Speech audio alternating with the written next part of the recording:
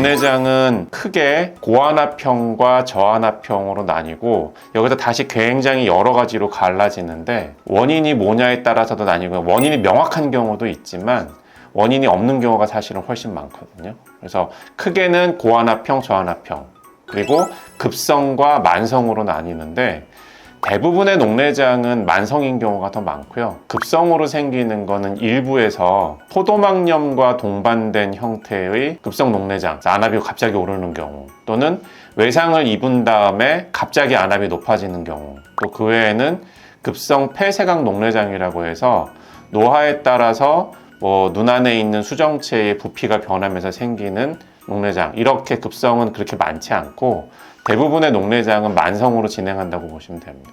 그러면 녹내장이 생기는 원인이 뭐냐에 대해서 굉장히 의견이 많은데 명백한 몇 가지 외상에 의한 또는 그거 말고 색소성 녹내장 여러 가지가 있는데 그런 복잡한 거는 어차피 전문 영역이니까 아실 필요는 없을 것 같고 그 외에 녹내장이 발병하는 가장 큰 원인은 그냥 노화라고 보기는 합니다. 노화라는 거 외에도 다른 원인도 있는데 안과 의사들이 보는 녹내장 교과서를 볼 때 녹내장의 위험 요소라는 게 등장하거든요. 여기에는 5가지 위험 요소가 등장을 해요. 그래서 첫 번째로 가장 많이 얘기되는 게 시신경 유두 함몰 비율이라는 얘기가 등장합니다. 얘기만 들어서는 무슨 말인지 잘 모르고 또 가끔 환자분들이 건강검진 같은 거 받고 난 다음에 녹내장 의심 또는 시신경유도 함몰 비율 증가 이런 데이터 들고 오시는 분들이 있고 이게 무슨 말이냐 내가 녹내장이냐 오시는데 그거에 관해서 지금 얘기를 드릴 거거든요. 이게 환자 정상인과 환자인 분의 눈의 시신경 유두를 찍은 사진이에요. 시신경 유두라는 거는 눈이 이렇게 있었을 때 앞에서부터 카메라로 찍어서 뒤에 있는 눈 뒤쪽을 바라보는 사진이고요. 정상인분은 보시면 이게 시신경 유두라고 하는 부분인데 여기 전체에서 이 안에 있는 하얗게 보이는 부분 그러니까 전체를 시신경 유두라고 하고요.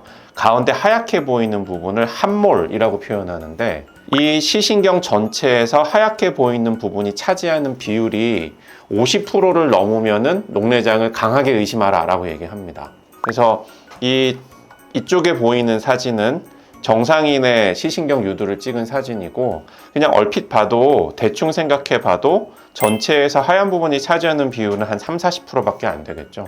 이런 분은 리스크가 높지 않다고 보는데 이쪽에 있는 오른쪽에 있는 이 사진은 전체에서 하얗게 차지하는 비율이 한 80-90% 정도 차지할 거예요. 그죠?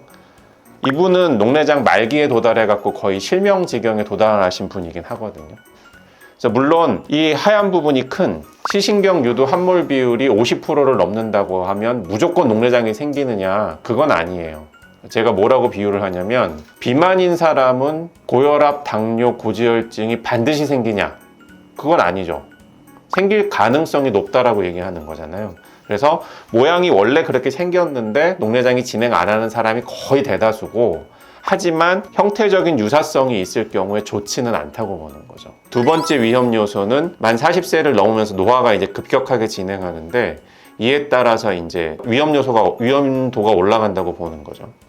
그리고 세 번째, 환자분이 눈이 많이 나쁜가, 특히 근시를 얘기해요. 노안과 관계없고 난시하고도 관계없고 근시, 특히 안경도수 6디옵터 이상을 고도근시라고 하는데 고도근시는 녹내장 리스크가 굉장히 높다고 봅니다. 그리고 네 번째가 또 가족력. 집안에 녹내장 환자분이 있으시면 직계가족이 됐건 아니면 친가족이 됐건 한 분이 있으시면 그 자손분들은 녹내장에 대한 리스크를 좀 안고 있다고 이게 안과에서 흔치 않은 유전질환 중에 하나거든요. 왜냐하면 형태적인 닮음이 있잖아요. 가족이니까. 그래서 눈 모양도 닮는다고 보는 거죠.